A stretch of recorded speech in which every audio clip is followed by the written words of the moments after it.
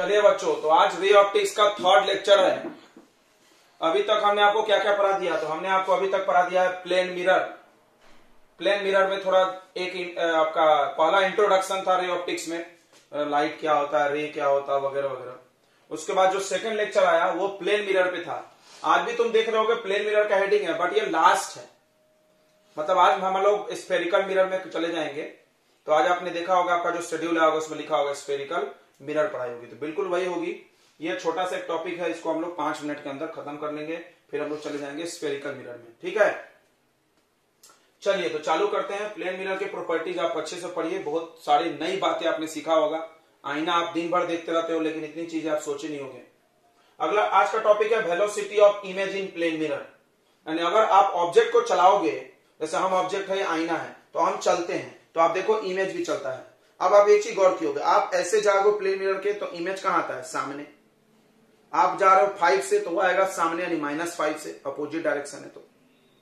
ठीक है, अगर हम मिरर पे ऐसे खड़े होकर झुकने ऊपर नीचे करने लगे तो वो भी ऊपर नीचे करेगा। यानी हम ऐसे ऐसे चलते तो इमेज भी ऐसे ऐसे चलता। हम सामने आते तो इमेज ऐसा आता है। सबने देखा। अच्छा, हम दूर जाएंगे तो वो भी दूर जाएगा ऐसे। तो उसी बारे में हम लोग चर्चा करते हैं कि क्या होगा।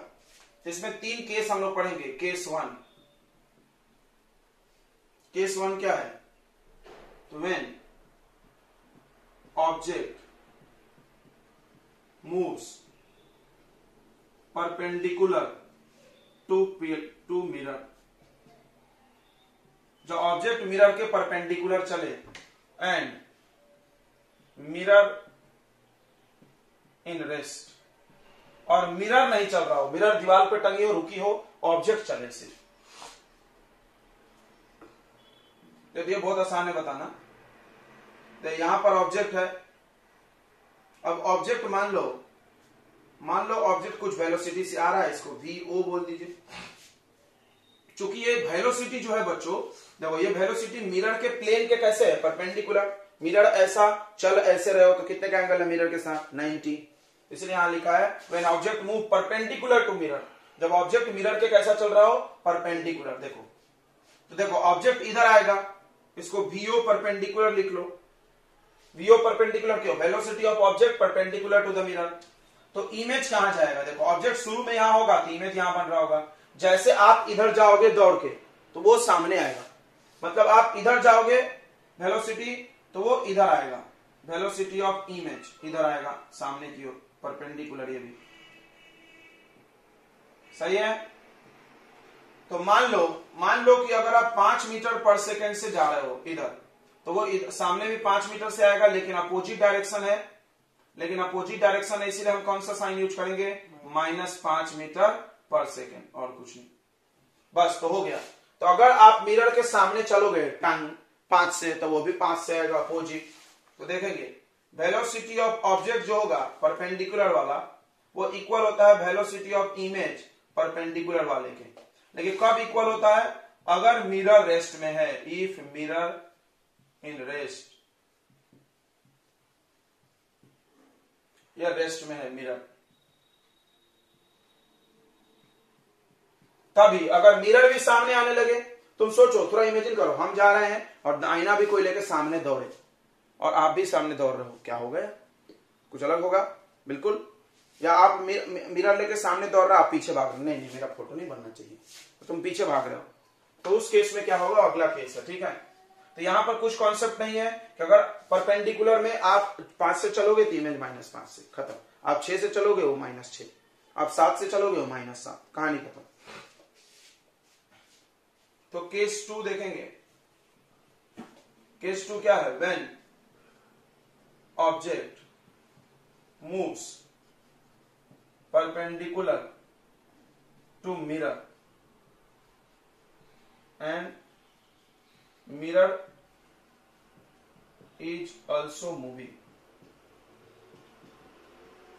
अब आप 11th में इसको पढ़ोगे मोशन इन स्ट्रेट लाइन में, कि जब एक साथ बहुत सारी चीजें चलने लगे, जब एक साथ, जैसे आप देखो, पहले मिरर रेस्ट में था तो हम चल रहे थे, तो हम अपनी वेलोसिटी की तुलना किससे कर रहे थे? मिरर से। समझना मेरी बात को ध्यान से। आप मिरर को रेस्ट में देख रहे थे, मिरर से तुलना कर रहे थे कि हम लोग मिरर की तरफ 5-5 मीटर जा रहे हैं, मतलब मिरर से देख रहे हैं, तो जिससे तुम रेफरेंस तुलना कर रहे हो वही अगर चलने लगे तो रिलेटिव वेलोसिटी का तुम बात किया था। रिलेटिव मतलब जिससे हम तुलना कर रहे थे उससे रिलेटिव वेलोसिटी। तो चलिए, आपको रिलेटिव वेलोसिटी अगर नहीं पता है तो आपको बता दें। तो वेलोसिटी एक रिलेटिव कॉन्सेप्ट है। Relative velocity of A B, मतलब ए और बी दो वस्तु है, वो दोनों चल रहा है, वो दोनों चल रहा है। समझते हैं थोड़ा ध्यान से। जैसे एक ट्रेन दूसरा ट्रेन, ए बी दोनों चल रहा है, टक टक टक टक टक टक टक। अब बताओ, तो हम ए से बी को देखेंगे, तो बी से ए को देखेंगे तो कितने स्पीड में दिखेगा हम बता। देखो ये जा रहा 40 से टक टक टक टक, ये जा रहा 50 से टक टक टक टक, तो तुमको कितना दिखेगा पता है? यहां से 20 दिखेगा, क्योंकि 30 और 50। तो तुम देखे होगे जब दो ट्रेन ऐसे निकलता है साथ में तो धीरे धीरे एक ट्रेन आगे सरकती है, धीरे धीरे धीरे धीरे। देखे हो कभी ऐसा? जम से नहीं, जम से कब जाता है? अपोजिट रहा, ऐसा स्पीड। देखे ना? देखे कि नहीं देखे? तो मतलब जब दोनों सेम दिशा में चलता है, तो मान लो ये 40 से चल रही, अगर ये भी 40 से चल रहा, थोड़ा ध्यान देना, फिल्म में देखे होगे चोरी होता है ऐसे में, ये भी 40 से चल रहा, ये भी 40 से, दोनों रुके हुए रहेंगे, रेस्ट। यहां वाला पैसेंजर इसको देखेगा वो सामने है, यहां वाला इसको देखेगा वो भी सामने है, रेस्ट दिखेगा। क्यों? 40 माइनस 40 0। तो जब कोई दो ऑब्जेक्ट हो उसका रिलेटिव वेलोसिटी निकालना है तो फॉर्मूला क्या? बहुत आसान है, v A minus v B. A का वेलोसिटी और बी का वेलोसिटी को माइनस कर दो। अब देखो यहां पर भी दोनों चल रहे हैं, यहां पर भी दोनों चल रहा है। ध्यान दीजिए, हम बना देना डायग्राम। ये मिरर है, अब ये मिरर है और ये ऑब्जेक्ट है। ऑब्जेक्ट सामने आ रहा है परपेंडिकुलर में, ऑब्जेक्ट सामने आ रहा, तो ये हो गया वेलोसिटी। किसका वेलोसिटी हो गया? ऑब्जेक्ट का। कैसा वाला? परपेंडिकुलर। अच्छा, मिरर भी चल रहा है यार। मिरर किधर चल रहा है उस पर डिपेंड है। मान लो मिरर को इधर चला लिए, किधर भी चला लो, इधर चला लो, इधर चला लो, साइन कन्वेंशन लेना पड़ता है। Velocity of mirror perpendicular. तो इमेज के साथ क्या होगा देखते हैं। इमेज के साथ क्या होगा? ये इमेज है, इमेज किधर भी जा रहा होगा, मान लो इमेज भी इधर ही जा रहा है। ध्यान से देखना, माना गया है ये सब। अभी साइन कन्वेंशन देखो कैसे लेते हैं इसमें। सब लोग इधर जाएंगे तो प्लस साइन लेना, और कोई भी पलट के आ रहा होगा तो माइनस लेना। देखो यहां पर इधर जा रहा तो प्लस लिए थे, इधर जा रहा तो माइनस लिए थे। ठीक है, इतने में डाउट नहीं है ना?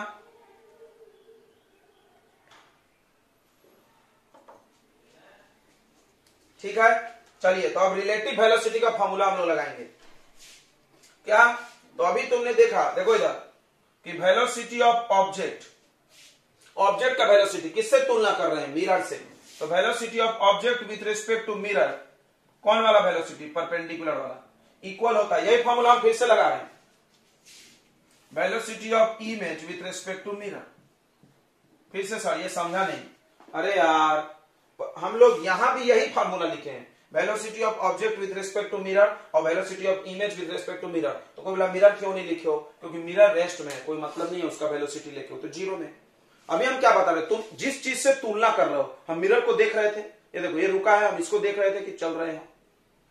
समझ में आ रहा है मेरी? अरे यार दो ट्रेन में बैठो, टक टक टक टक दोनों साथ में जा रहा है, ये वाला पैसेंजर इसको देख के बता रहा है कि चल रहा है कि नहीं चल रहा, और ये वाला पैसेंजर इसको देख के बता रहा है, रिलेटिव इसी को बोलते हैं ना। तो ये वाला पैसेंजर उसको देखेगा, अरे वो तो मेरे सामने बैठा है, वो तो रेस्ट में है, बट तो चल रहे हैं। समझ में आ रहा है ना?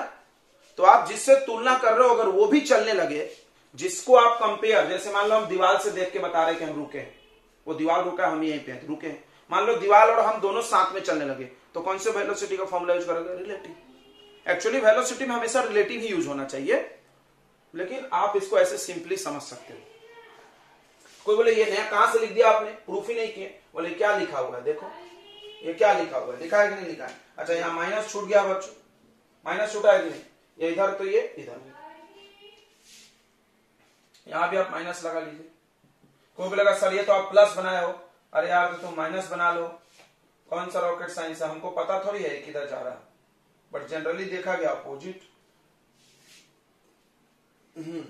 जनरली अपोजिट होता, आप ऐसे जाओगे तो सामने आएगा, इसीलिए। चलो अब ठीक है, अब ये फॉर्मूला लगाएंगे हम लोग। देखो मिरर भी चल रहा है, तो आप इसको ऐसे तोड़ो, देखो वेलोसिटी ऑफ ए बी, तो V A minus B B, तो ओ एम, ओ एम मतलब ऑब्जेक्ट एंड मिरर, तो क्या लिखोगे? V O minus V M equal to minus, यहाँ क्या लगाएंगे, velocity of image minus velocity of mirror. अब साइन चेंज करो और यहां से फॉर्मूला बना दो, इधर आ जाओ। ये हो जा रहा है VU equal to VM, sorry minus VM equal to VI minus में, और माइनस माइनस प्लस VM। अब यहां से आप क्या करो, VM को इधर भेज दो और इसको इधर, तो आ रहा है VU plus VI upon 2 equal to VM। समझ गया ना, VM 2 VM। तो यहां से मिल जाएगा velocity of mirror perpendicular equal to velocity of image perpendicular. तो यहां से आप वी कैन फाइंड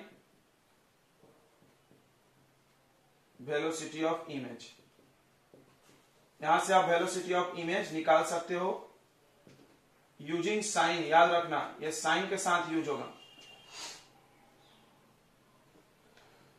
साइन कैसा हमने वहां बताया, जो इधर होगा सब प्लस और जो इधर होगा वो माइनस, ध्यान रखना बस साइन का।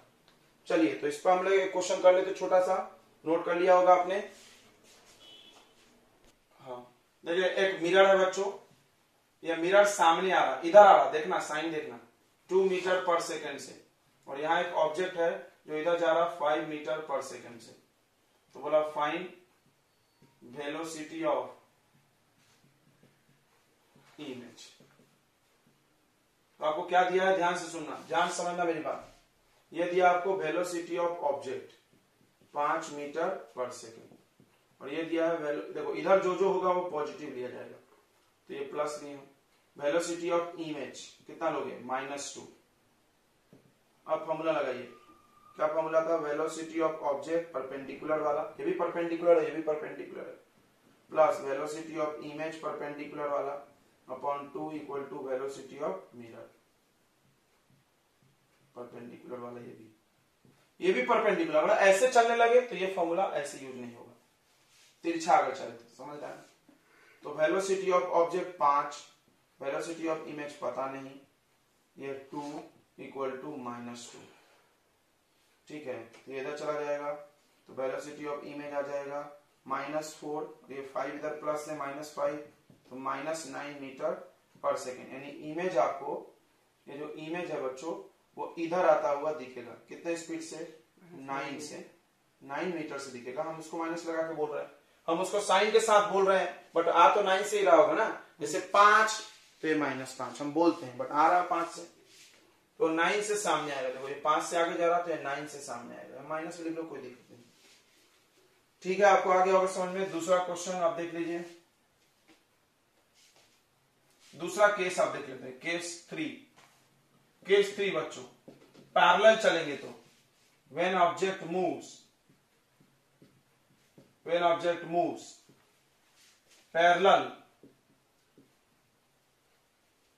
parallel to mirror, जब ऑब्जेक्ट मिरर के पैरेलल चलेगा, देखो ये मिरर बना लीजिए, ये ऑब्जेक्ट बना लीजिए, टक टक टक टक। अब मान लो ऑब्जेक्ट इधर जा रहा 5 मीटर पर सेकेंड से, यहां पहुंच गया, तो आप देखो इमेज तो सेम दूरी पर बनता है सबसे पहले, ये भी उतने ही स्पीड से जाएगा ना पैरेलल में। आप सोचो प्रैक्टिकल, हम ऐसे उठे बैठे तो भी उठे बैठेगा अंदर, हाँ ठीक है। अगर आप -5 से नीचे जाओगे तो ये भी नीचे जाएगा, आप जितने स्पीड से ऊपर जाओगे ये भी उतने ही स्पीड से ऊपर जाएगा। यानी वेलोसिटी इन ऑब्जेक्ट पैरेलल वाला velocity equal to velocity of image parallel वाला। इसमें माइनस भी नहीं लगेगा, बताओ क्यों नहीं लगेगा, क्योंकि डायरेक्शन भी क्या है, सेम ही है। ऑब्जेक्ट ऊपर जा रहा तो इमेज भी ऊपर, ऑब्जेक्ट नीचे जाएगा तो इसमें माइनस लगेगा तो इसमें भी लगेगा, तो माइनस माइनस कट जाएगा, ठीक है। यानी क्या सीखा तुमने कि परपेंडिकुलर वाले में रिलेटिव वेलोसिटी से निकालना है, ये फॉर्मूला यूज करके। पैरेलल वाले में कुछ नहीं करना है, एज इट इज छाप देना है, जो वेलोसिटी इसका वही वेलोसिटी इसका। समझ में आ गया। फिर से आप एक बार फील कर लीजिए, रिलेटिव वेलोसिटी कब लगाना है, परपेंडिकुलर वाले। यही फॉर्मूला हमेशा लगा दो, कोई दिक्कत नहीं, यही फॉर्मूला हमेशा लगा दो। और इसमें चलिए और एक बात जानते होंगे कि वेलोसिटी एक वेक्टर क्वांटिटी है, वेक्टर में मैग्नीट्यूड होता है और डायरेक्शन होता है। चलिए कहां नोट कर लीजिए जल्दी से, देखिए तो क्वेश्चन देख लेते हैं हम लोग, बहुत आसान सा है। ओहो, ये मिरर है, मिरर इधर जा रहा है ऐसे, मिरर का स्पीड है 5 मान लेते हैं 5 मीटर पर सेकेंड, और मिरर कितने एंगल बना के जा रहा है यहां से, ये एंगल है 37, ठीक है, ओके। और ये ऑब्जेक्ट है यहां पर, और ऑब्जेक्ट भी ऐसा जा रहा है, ये जा रहा है 2 मीटर पर सेकेंड से, और एंगल है बच्चों 45 का, ठीक है। तो 2√2 मान ले, चले 2√2 मीटर पर सेकेंड, और एंगल है 45 से, वही बताना है फाइंड वेलोसिटी एंड स्पीड, दोनों बताना। देखो ऑफ इमेज, तो वेलोसिटी वेक्टर है, तो वेक्टर का आंसर ऐसा होता है आई जे लगता है, याद है आई जे। अगर एक्स और वाई दोनों एक्सिस में चल रहा है, ये 2 डायमेंशन मोशन हो गया। देखो 2 डायमेंशन 1 डायमेंशन समझता होगा ना बे, ऐसे चले तो 1D बिकॉज एक्स एक्सिस पे चल रहा हो, ऐसे भी चले तो 1D वाई एक्सिस पे चल रहा हो, एक ही एक्सिस है, ऐसे चले टक टक टक टक टक टक, तो तुम एक्स में भी वेलोसिटी बढ़ रहा है और वाई में भी, तो कौन सा मोशन हो गया 2D। 3D स्पेस में ऐसे हवा में चले एक्स वाई जेड तीनों, ठीक है। तो ये 2 डायमेंशन मोशन है, मतलब इसके वेलोसिटी में एक्स वाला भी आएगा और वाई वाला भी आंसर में आएगा। मतलब ऐसा बताएंगे एक्स में 5 वाई में 7, तो एक्स वाले को दिखाने के लिए उसके साथ क्या लगाया जाता है आई कैप लगाते हैं। एक्स एक्सिस के डायरेक्शन में कुछ भी रहा तो उसमें क्या लगाते हैं आई कैप, प्लस एक्स में, और माइनस एक्स में रहा तो माइनस आई, ठीक है। उसी तरह वाई एक्सिस के लिए जे और जेड एक्सिस के लिए के, तो जेड तो है नहीं यहाँ क्योंकि 2 डायमेंशन है, 3 रहता तो जेड भी आता। समझ में आ रहा है। और स्पीड क्या होता है, तो जब आप वेलोसिटी निकालोगे, मान लो 5i प्लस 2j आया, तो स्पीड क्या होता है, स्पीड को हम लोग बोलते हैं मैग्नीट्यूड ऑफ वेलोसिटी, वेलोसिटी का मैग्नीट्यूड। कभी बोला कैसे, तो देखो वेलोसिटी एक वेक्टर क्वांटिटी है, वेक्टर के पास मैग्नीट्यूड भी होता है और डायरेक्शन भी होता है। स्पीड एक स्केलर है, इसके पास सिर्फ मैग्नीट्यूड है और इसके पास मैग्नीट्यूड एंड डायरेक्शन। तो हम क्या करेंगे, इसका अगर मैग्नीट्यूड निकाले तो स्पीड आएगा ना, समझ में आ रहा, मैग्नीट्यूड एंड डायरेक्शन, इसके बाद ओनली मैग्नीट्यूड, इसका वाला मैग्नीट्यूड निकालेंगे तो आ जाएगा। क्लियर है। मैग्नीट्यूड कैसे निकालते हैं सबको पता होगा, अंडर रूट कर देते हैं, आई के साथ जो नंबर है उसका स्क्वायर प्लस जे के साथ जो नंबर है उसका स्क्वायर, ये करते हैं, ये हमने बता दिया, ठीक है। अगर आप 11th में छूट गया है तो, अगर नहीं छूटा है तो आपको ठीक है, समझ में आ रहा होगा। चलिए अब हम लोग देखते हैं बनाएंगे कैसे, बहुत आसान है। जब भी कोई वेलोसिटी ऐसे रहा, एक्स एक्सिस और वाई एक्सिस में नहीं रहा, एक्स में होना चाहिए नहीं तो वाई में होना चाहिए, नहीं है तो इसके 2 कंपोनेंट तोड़ते हैं, पता होगा आपको, रिजोल्यूशन बोलते हैं इसको, रिजोल्यूशन। देखिए तो ये 2√2 है, तो इसके 2 टुकड़े होंगे, एक इधर आएगा और एक कहां जाएगा ऊपर, ठीक है। सबको आता है ना ये, सबको पता है ये बात, नहीं पता तो जानिए। कोई भी वेलोसिटी ऐसे है, अगर थीटा एंगल बना रहा है यहाँ पे, मान लो ये वेलोसिटी v है, तो यहाँ थीटा है, तो इधर आता है v cos थीटा, सटा तो cos बोलते हैं, सटा तो cos, हटा तो साइन, मैंने थीटा से चिपका हुआ है तो cos थीटा लगा दो, ये ट्रिक है और कुछ नहीं। और ये दूर वाला है तो इसमें हाइपोटेनस में क्या लगा दो, साइन थीटा, सटा तो cos, हटा तो साइन, याद रहेगा। सटा मतलब चिपका हुआ और हटा मतलब दूर वाला। मान लो हम थीटा बदल के यहां कर दें तो इसमें क्या लग जाएगा cos थीटा, और इसमें क्या लग जाएगा साइन। बोलो आ गया समझ में, आई थिंक आ गया होगा। तो चलिए मेरा तो थीटा यही है इसलिए हम इसमें यही रख लेते हैं, ये cos वाला होगा। कोई भी वेक्टर क्वांटिटी बच्चों, कोई भी वेक्टर, मान लो फोर्स है ऐसे है तो भी तोड़ते हैं।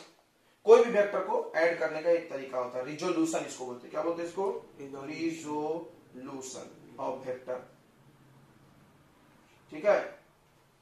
तो अब देखिए इसको हम इधर तोड़ेंगे तो इधर आएगा इसका एक कंपोनेंट, उसको वेलोसिटी ऑफ ऑब्जेक्ट बोलेंगे। कौन सा कंपोनेंट आएगा, परपेंडिकुलर वाला, परपेंडिकुलर है ना मिरर के ऐसे वाला, तो क्या निकलेगा ये, कितना आएगा, ये आएगा, इसमें cos लगा दो तो 2√2 cos 45, 2√2 cos 45, cos 45 सब लोग जानता होगा, cos 45 सब लोग जानता होगा।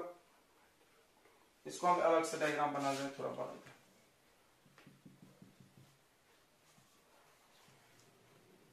ये ऑब्जेक्ट है, ये इधर जा रहा है 2√2 से, देखिए ये थीटा 45, तो इधर आएगा वेलोसिटी ऑफ ऑब्जेक्ट परपेंडिकुलर वाला कंपोनेंट, तो ये कितना आएगा 2√2 cos 45, cos 45 1/√2 होता है, तो √2 से √2 कट जाएगा, 1/√2 होता है, 2√2 cos 45 1/√2, √2 से √2 कट गया, तो वेलोसिटी ऑफ ऑब्जेक्ट जो परपेंडिकुलर वाला आ रहा है 2 आ रहा है, इधर की तरफ वो 2 से चल रहा है। ओके, अब एक ऊपर भी आएगा, एक ऊपर आएगा, इसको हम वेलोसिटी ऑफ ऑब्जेक्ट ही बोलेंगे, लेकिन कौन सा बोलेंगे, पैरेलल वाला, मिरर के पैरेलल। तो वेलोसिटी ये कितना आ जाएगा देखते हैं। तो वेलोसिटी ऑफ ऑब्जेक्ट पैरेलल वाला कैसे आएगा, तो इसमें क्या लगा दोगे, साइन लगा दोगे, तो 2√2 साइन 45, फिर से उतना ही आएगा, फिर से उतना ही आएगा, क्योंकि 1 साइन 45 का भी वैल्यू 1/√2 होता है। ये भी कितना आ जाएगा 2, ठीक है, यहाँ पे नहीं समझ रहा तो यहाँ भी लिख सकते हो 2√2 साइन 45, ये आ रहा है बच्चों 2। इधर भी 2 से चल रहा है, इधर भी। अब मिरर वाला तोड़ लो, मिरर वाला जो वेलोसिटी है 5 मीटर पर सेकेंड, इसको भी तोड़ेंगे, इधर और एक इधर। तो देखो ये वेलोसिटी ऑफ मिरर कौन सा वाला, परपेंडिकुलर वाला, और ये वेलोसिटी ऑफ मिरर कौन सा वाला, पैरेलल वाला। दो चीज चाहिए। तो देखो यहाँ 37 है, तो इसमें सटा तो कॉस, हटा तो साइन लगता है, तो इधर आ जाएगा 5 cos 37। चलिए, हो सकता है आप सोचो हमको 37 का वैल्यू नहीं आता है, तो 11 पे पढ़ाया जाता है 37 53, इसको नहीं आता याद करिए। देखिए सभी लोग याद रखिएगा, बहुत आसान है। ये 37 है, यहाँ पर होता है 3, यहाँ पर होता है 4 और यहाँ पर होता है 5, ठीक है। 3 4 5 होता है ना, पाइथागोरस ट्रिपलेट पढ़ोगे तो। अच्छा, अगर 53 है, यहाँ पर 53 है, देखो अगर 53 है तो सामने में 4 होगा, और 37 है तो सामने में 3 होगा। याद रखोगे, क्योंकि तीनों मिला के कितना होना चाहिए, 90। ये 90 है, ये दोनों प्लस करके 90 आना चाहिए ना। ये 37 है, ये 53। 37 रहा तो सामने 3, यानी परपेंडिकुलर 3, सामने वाले को परपेंडिकुलर बोलते ना, और ये बेस 37 के लिए। अगर 53 आ जाए तो यहाँ क्या कर लो 4 और यहाँ पे 3, बाकी ये सेम आएगा। चलिए, तो आराम से आपको समझ में आ रहा होगा। cos 37, तो cos होता है b/h, b/h कितना होगा 4/5, तो 5 मल्टीप्लाई 4/5, 5 से 5 कट गया, 4 आ गया। अच्छा, इधर देख लेते हैं, इधर आएगा 5 साइन 37, 5 साइन 37, 5 इंटू साइन 37 होगा परपेंडिकुलर अपॉन हाइपोटेनस, यानी 3/5, 3/5, 5 कट गया, 3 मीटर पर सेकेंड। चलिए अब इमेज की बात कर लेते हैं, इमेज का क्या हालत होगी, तो निकालना पड़ेगा। देखो सबसे पहला पैरेलल वाला निकालेंगे, पैरेलल वाला निकालते फिर परपेंडिकुलर। देखो इधर तो आपसे पूछा गया है velocity of image, velocity of image ही पूछा गया। तुम बोलोगे जब से क्या कर रहे हो, अरे यार जब से हम कुछ ज्यादा काम नहीं किए हैं, हम जो ये वेलोसिटी दिया था ना, इसके 2 कंपोनेंट बना दिए। क्या बना दिए इसके हमने, 2 कंपोनेंट, 2 टुकड़े, और कुछ नहीं।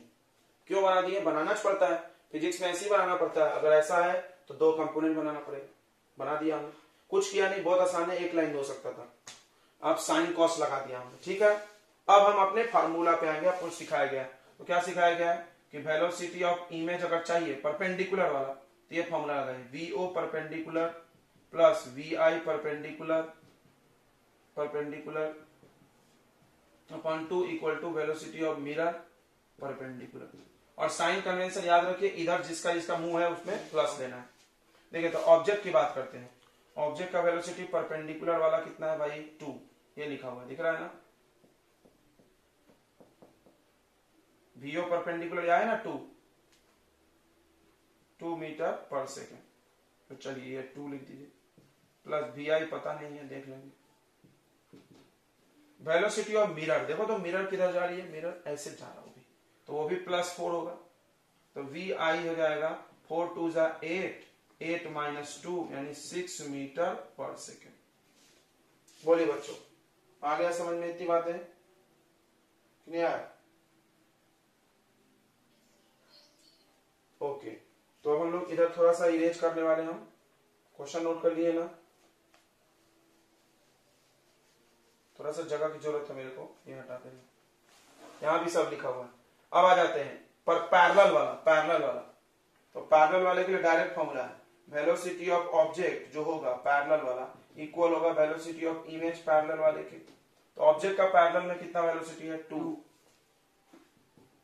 देखो, तो हमने मिरर वाला भी यही लिए, परपेंडिकुलर, सब परपेंडिकुलर लिए, ये नहीं लिए थे, तो ये 2 है, तो वेलोसिटी ऑफ इमेज भी 2 होगा। कोई बोला सर मिरर भी चल रहा है, हम बोले उससे कोई फर्क नहीं पड़ता, मिरर के वेलोसिटी हमको पैरेलल में कोई फर्क नहीं पड़ेगा, परपेंडिकुलर में पड़ेगा, ठीक है ना। तो अब देखो वेलोसिटी एक वेक्टर है, तो वेलोसिटी कैसे आएगा, एक्स वाले में आई लगाइए और वाई वाले में क्या लगा दीजिए, जे लगा दीजिए। तो देखो 6 में आई लगा दीजिए प्लस 2 में क्या लगा दीजिए, जे, क्योंकि 2 ऊपर की तरफ है। यहाँ डायग्राम भी बना लो, देखो +6 आया, +6 मतलब किधर बनेगा, इधर देखो रे, +6 आया ना, -6 आता तो किधर बनाते, सामने, तो +6 है तो इधर बना लो 6 मीटर पर सेकेंड एक, और इधर बना लो कितना, 2 मीटर। अब देखो वेलोसिटी के दो टुकड़े हैं, ये वेलोसिटी वेक्टर हो गया। अगर कोई पूछा मैग्नीट्यूड ऑफ वेलोसिटी बताओ, जिसको आप स्पीड बोलते हो, मैग्नीट्यूड ऑफ वेलोसिटी को क्या बोलते हैं, स्पीड, तो √6 का स्क्वायर, आई के कोफिशिएंट का स्क्वायर प्लस जे के कोफिशिएंट का स्क्वायर, 36 + 4, 36 + 4 कितना आ रहा, √40। 40 को आप लिख सकते हो, बताइए कितना, 2√10 मीटर पर सेकेंड। बोलिए, आई थिंक आपको समझ में आ गया होगा। चलिए, तो हम लोग का बच्चों प्लेन मिरर हो गया खत्म। अब आ रहे हैं स्फेरिकल मिरर। तो प्लेन मिरर तुमने देखा था, जिसका रिफ्रैक्टिंग सरफेस क्या होता था, बताइए, प्लेन, वो प्लेन मिरर था। प्लेन मिरर को कोई कोई सिंपल मिरर भी बोलता है।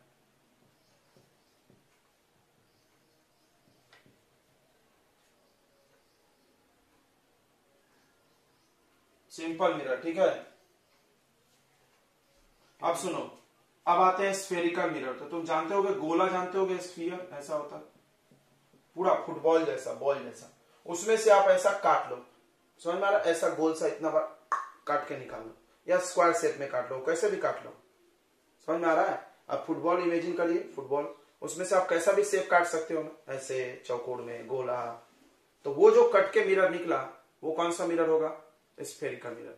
तो स्फेरिकल मिरर का डेफिनेशन क्या है, कि वैसा मिरर जो किसी स्फीयर का पार्ट हो, the mirror which is part of sphere.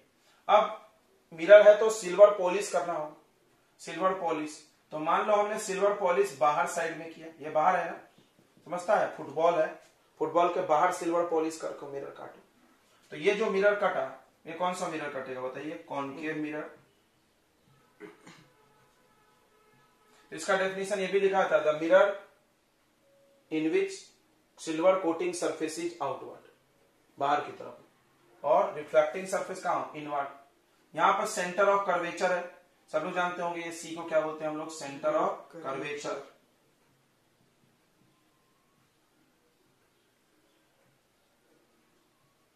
What is centre of curvature, तो mirror is a part of a sphere, mirror एक स्फीयर का पार्ट होता है, centre of that sphere is called centre of curvature.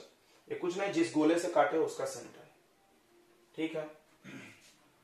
अब देखो, mirror जितना सीधा बनाओगे वो उतने बड़े गोले से कटा होगा, समझ रहा है कि नहीं।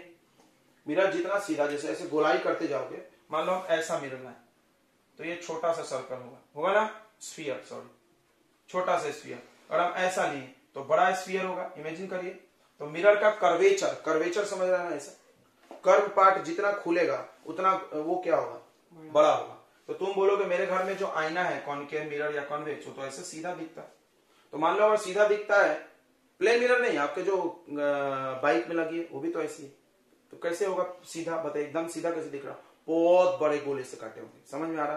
देखो इतू सा छोटा गोला, टक टक टक,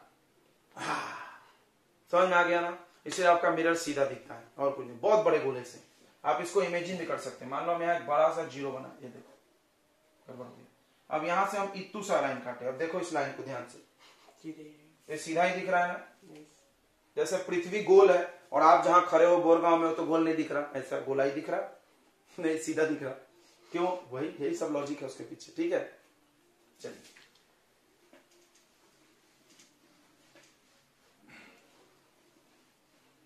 ये कॉनकेव मिरर हो गया।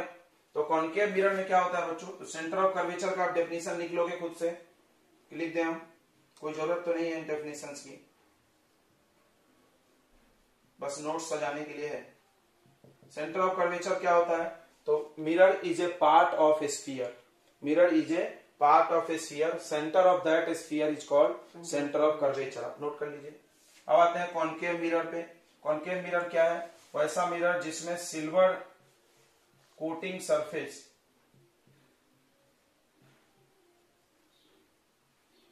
आउटवर्ड, ठीक है, या इसको कोई कोई बोलता है कर्व्ड, कर्व्ड इनवर्ड, अंदर की तरफ मुड़ा हो। दिख रहा है ना, दिख रहा है कि नहीं दिख रहा है? एक और पॉइंट लिखा था इसके बारे में, एक और पॉइंट लिखा था, कर्व्ड इनवर्ड, समझ रहा है? अंदर की तरफ मुड़ा, बाहर की तरफ मुड़ना ऐसा होता है, समझ रहा है? ऐसे ऐसे, जैसे मेरा हाथ है, हम अंदर मोड़ दिए, देखो बाहर, ऐसे बाहर की तरफ मोड़ दिए, ठीक है। कर्व्ड इनवर्ड, कर्व्ड इनवर्ड बोल सकते हैं आप।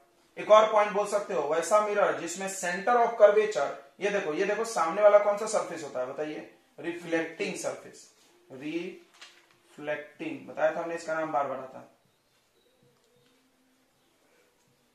तो सेंटर ऑफ कर्वेचर जो है रिफ्लेक्टिंग सरफेस के तरफ हो, फिर से सुन लो, वैसा मिरर जिसमें सेंटर ऑफ कर्वेचर, कहीं से भी डिफाइन कर सकते हो, centre of curvature is towards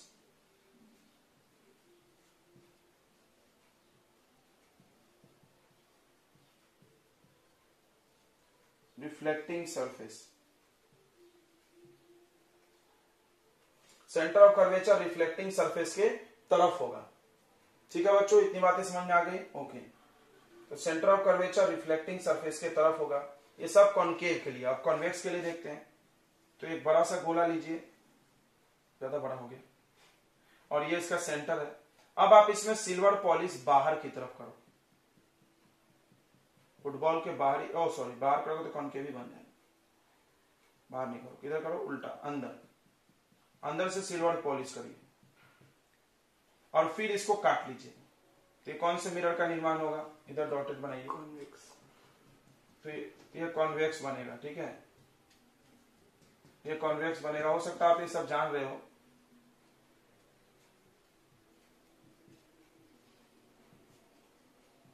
ये कॉन्वेक्स मिरर बना, ठीक है। ये कॉन्वेक्स मिरर में आप ये सारी पॉइंट खुद से लिख लोगे। सिल्वर कोटिंग सरफेस कहां है? अंदर। कर्व्ड कहां है? इनवर्ड, नहीं आउटवर्ड, बाहर की तरफ। यहां से देखते हैं ना, कर्व आउटवर्ड। उसके बाद सेंटर ऑफ कर्वेचर, देखो इसका रिफ्लेक्टिंग सरफेस सामने है, सेंटर ऑफ कर्वेचर पीछे है, तो यहां टुवर्ड्स की जगह आ जाएगा बिहाइंड। टुवर्ड्स की जगह क्या आ जाएगा यहां पर? बिहाइंड,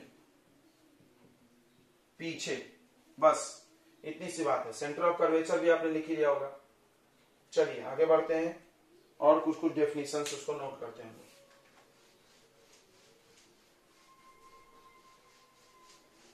तो सेंटर ऑफ कर्वेचर आपको समझ गया। अब आते हैं हम लोग पोल पे। ठीक है, तो अब हम लोग सिर्फ ऐसा बनाएंगे। कॉनकेव बनाना है तो ऐसा बनाएंगे, पूरा गोला बनाने की जरूरत नहीं है। ये कॉनकेव मिरर है और यहां कॉन्वेक्स बना लेते हैं। ये कॉन्वेक्स मिरर है, ये कॉन्वेक्स मिरर है बच्चों, ठीक है। तो कॉनकेव मिरर में तुमने देखा कि यहाँ एक सेंटर होता है, फिक्स होता है, और इसका सेंटर कहां होता है? पीछे। अब आते हैं पोल। पोल क्या होता है? पोल क्या होता है? The middle point, the middle point, या सेंट्रल पॉइंट भी बोलते हैं। सेंट्रल, एकदम बीचों बीच, central point of mirror. Mirror के बीचों बीच पोल होता है। सब मिरर में होता है, सिंपल मिरर में भी होता है, हम लोग बनाए नहीं थे। अब इसको जोड़ देगा एक लाइन से। इस लाइन का भी नाम आप सुने होंगे, principal axis.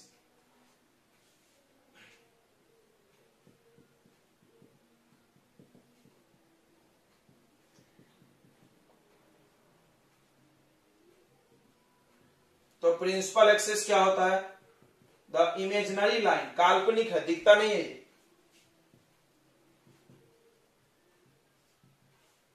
The imaginary line, माना हुआ एक लाइन है, joining, joining pole and centre of curvature, चलेगा सी। उसके बाद आते हैं, इससे यहां तक के दूरी को भी आप जानते हैं क्या बोलते हैं? Radius of curvature.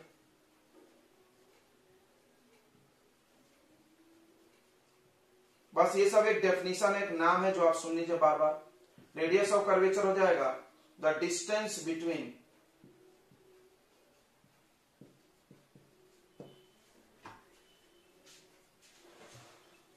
The distance between बच्चों pole and centre of curvature is called radius of curvature. सबको पता है पैरेलल डिस्टेंस नापना, ऐसे टेढ़ा मत नाप लेना, ठीक है, इतनी बातें आप जानते होंगे। इसके बाद आता है बच्चों अपर्चर।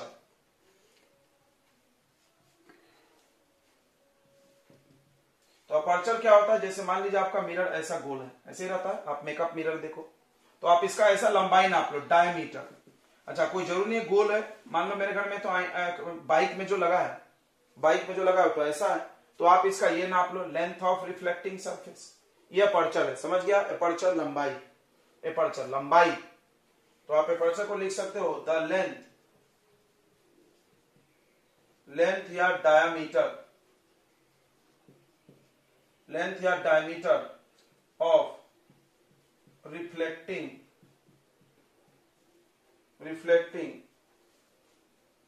Surface of mirror. ठीक है, इस पूरे चैप्टर को पढ़ने के लिए आपको छोटा अपर्चर यूज करना है। आप भले डेली लाइफ में इतना बड़ा ड्रेसिंग टेबल यूज करते हो, खैर ड्रेसिंग टेबल में प्लेन मिरर होता है, मतलब आप डेली लाइफ में कॉन्केव या कॉन्वेक्स बड़ा लगा लो, बस इस चैप्टर के लिए जो भी कंडीशन पढ़ाई जाएंगी all are valid for small aperture. ठीक है, एक और नाम आपको सुनाई देगा, फोकस में हम बाद में आते हैं, अभी एक नाम बताते हैं पैराक्सियल रे।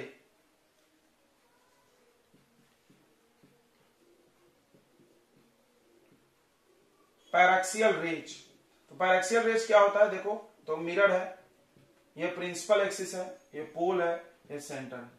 तो जो लाइट रे प्रिंसिपल एक्सिस के बहुत क्लोजली इंसिडेंट हो, बहुत ही क्लोज, ये देखो ऐसा, जो लाइट रेज प्रिंसिपल एक्सिस के बहुत ही क्लोजली इंसिडेंट हो, बहुत एकदम चिपक गया है, उसको क्या बोलते हैं हम लोग, पैराक्सियल। देखो नाम को पढ़ो, उसमें प्रिंसिपल एक्सिस के लिए P लिखा हुआ है, प्रिंसिपल एक्सिस भी दिख रहा है ना उसके नाम में, principal P for axis word भी छुपाई है एक्सियल में। तो प्रिंसिपल एक्सिस के जो पास है उसको क्या बोलते हैं हम लोग, पैराक्सियल रे बोलते हैं। कौन सा बोलते हैं पैराक्सियल। तो जो भी डेरिवेशन होते हैं, कोई भी बच्चों जो डेरिवेशन होगा ना वो सब पैराक्सियल रे के लिए होता है, याद रखना। All derivations are valid for paraxial ray and all mirror we will use have a small aperture, इस चैप्टर में ध्यान रखना। अब एक दूसरा होता है मार्जिनल रे। मार्जिन यानी क्या होता है, जगह ना, तो मार्जिन छोड़ते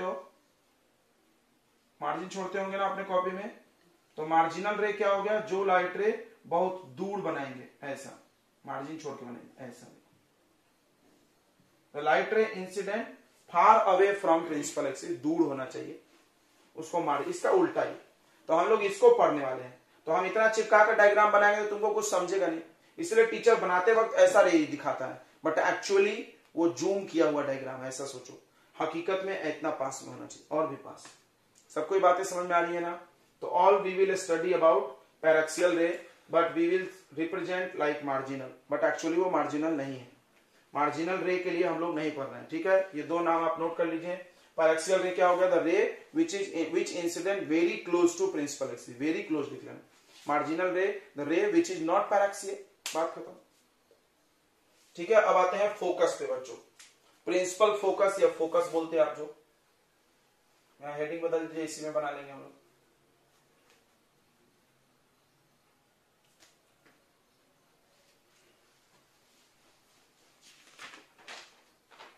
प्रिंसिपल फोकस या फोकस आप जिसको बोलते हैं,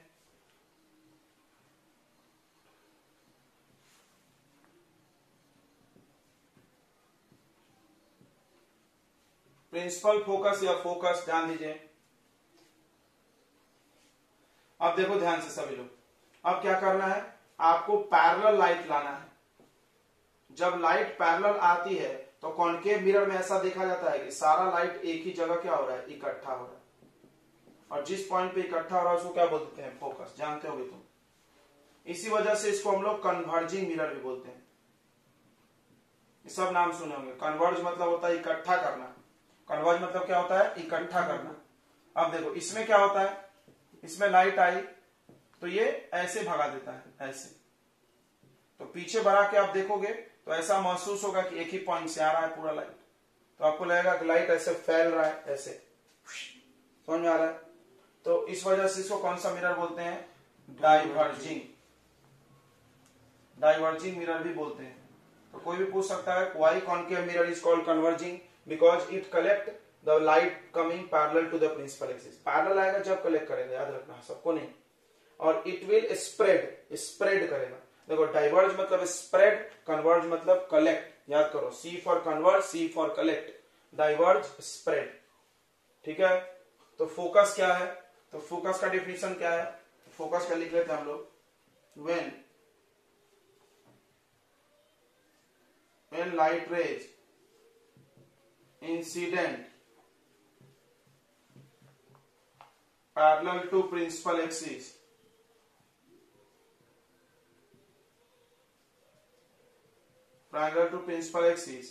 after reflection it passes, या it meet, they meet होना चाहिए, they meet or appears as meeting at a point on principal axis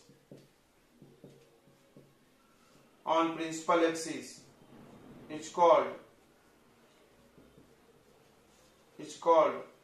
focus. वो तेरी बहुत लंबा है, समझ में आ गया ना।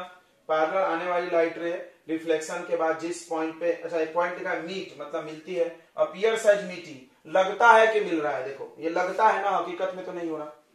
ये रियल फोकस है, ये वर्चुअल फोकस है। इसका फोकस क्या है? रियल है, सामने हकीकत है, ये वर्चुअल है। लगता है कि मिल रही है, उस पॉइंट को हम लोग क्या बोलते हैं? फोकस बोलते हैं, ठीक है। अब फोकस से पोल के दूरी को क्या बोलते हैं? Focal length. फोकस से पोल के दूरी को क्या बोलते हैं? Focal length. ये भी जानते होंगे, इनमें रिलेशन भी जानते होंगे, आधा होता है, वो भी हम लोग अभी डिराइव करेंगे। तो अगला बच्चों फोकल लेंथ, स्मॉल एफ, ये क्या होगा? देखिए ये हो गया मिरर, ये हो गया आपका फोकस, और ये हो गया पोल।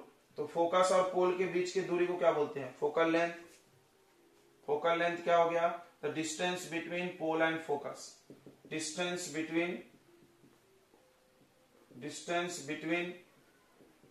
Focus and pole. पोल और फोकस के बीच के दूरी को क्या बोलते हैं हम लोग बच्चों? फोकल लेंथ बोलते हैं, ठीक है। अब इनमें हम लोग रिलेशन डिराइव करेंगे, रिलेशन, ठीक है। तो चलिए कोई भी मिरर में आप कर सकते हो प्रूफ को।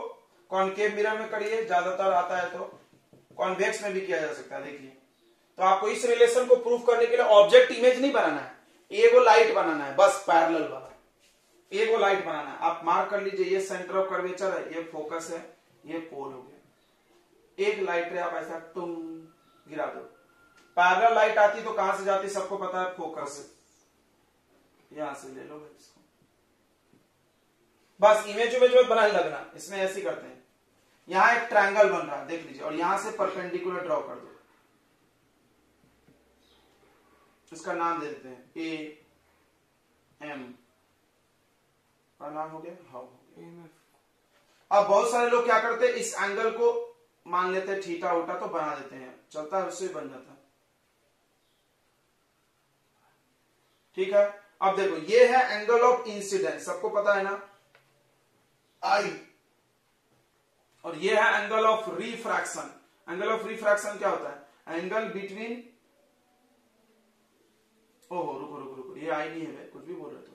नॉर्मल तो हमने बनाया नहीं, नॉर्मल बनाते हैं, सेंटर ऑफ कर्वेचर से बनता है नॉर्मल। क्या आपको ये सब नॉलेज है कि सेंटर ऑफ कर्वेचर से आने वाली लाइट मिरर पे नॉर्मल होती है? 10th में ही पढ़े होंगे। सेंटर ऑफ कर्वेचर से आने वाली लाइट मिरर पे क्या होती है? नॉर्मल परपेंडिकुलर होती है। तो मिरर में कभी भी नॉर्मल बनाना है तो कहां से ड्रॉ कर दो? सेंटर ऑफ कर्वेचर से।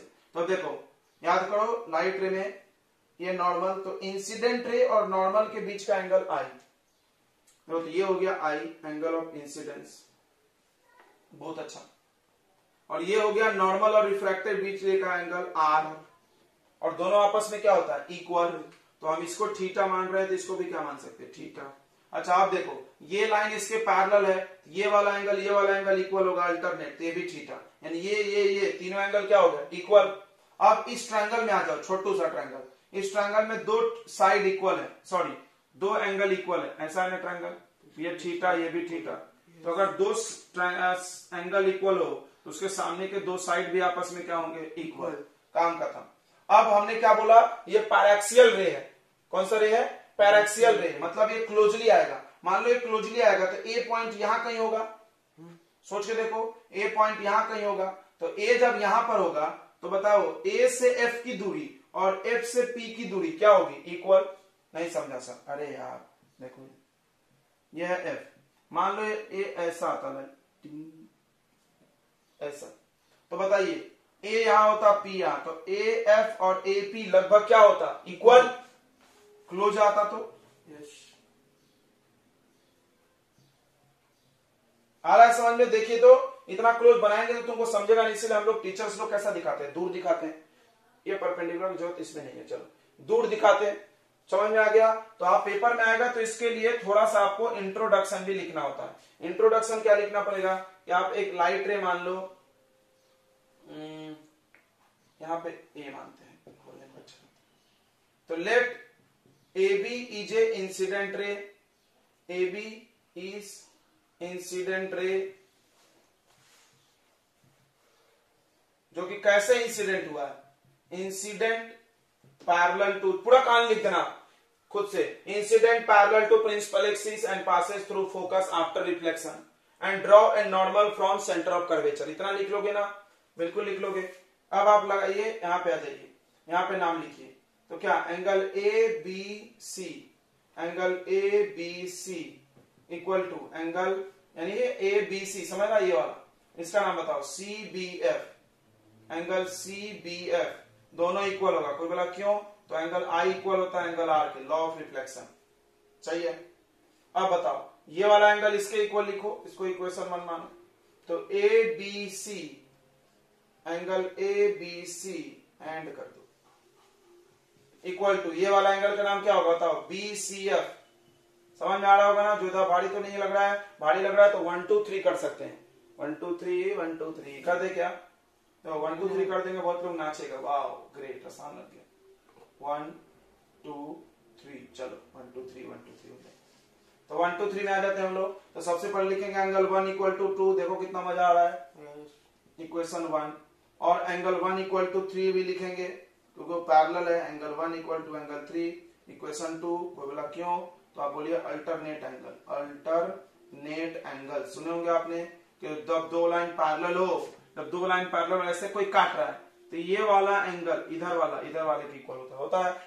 अब देखो इस दोनों में 1 1 कॉमन है, 1 1 कॉमन है, तो कॉमन कट जाएगा, तो कौन किसके इक्वल होगा 2 और 3, तो फ्रॉम इक्वेशन 1 एंड 2, इक्वेशन 1 और 2 से एंगल 2 किसके इक्वल हो जाएगा 3 के, बहुत अच्छे, एंगल 2 3 के इक्वल हो जाएगा। अब आ जाओ इस ट्रायंगल में, इन ट्रायंगल, कौन सा ट्रायंगल सी बी एफ में देखो आप एंगल 2 इक्वल टू एंगल 3 है, एंगल इक्वल है तो सामने का साइड इक्वल होगा, 2 के सामने कौन है सी एफ इक्वल टू 3 के सामने कौन है बताओ बी एफ हो गया, ठीक है, C F equal to B F बराबर, क्यों भाई क्यों ये लगा, आइसोसेलेस ट्रायंगल हो गया ना, ये आइसोसेलेस जानते हो, आइसोसेलेस ट्रायंगल का ये प्रॉपर्टी है, क्या प्रॉपर्टी है, अगर दो साइड इक्वल होगा तो दो एंगल इक्वल होगा, दो एंगल इक्वल होगा तो दो साइड इक्वल होगा। अब यहाँ पे एक बात लिखो, if A B is paraxial रे,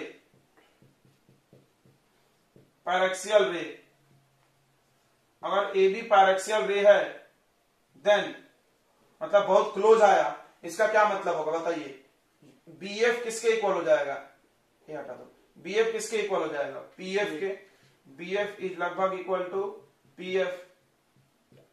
अब यहां पे पुट कर दो, सो पी एफ और सी एफ इक्वल हो गया, ठीक है, इसको यहां डाल दीजिए, सो क्या आ जाएगा आपको सी एफ इक्वल टू क्या आ जाएगा पी एफ, और तुमको ये तो पता है कि ये एफ है, ये क्या है एफ है, तो ये दोनों एफ के इक्वल हो गए, ये भी एफ ये भी एफ, हो गया कि नहीं हो गया, 2f। और पूरे दूरी को क्या बोलते हो आर, पूरे दूरी को क्या बोलते हैं आर, ध्यान देना रे, पूरे दूरी को क्या बोलते हैं आर।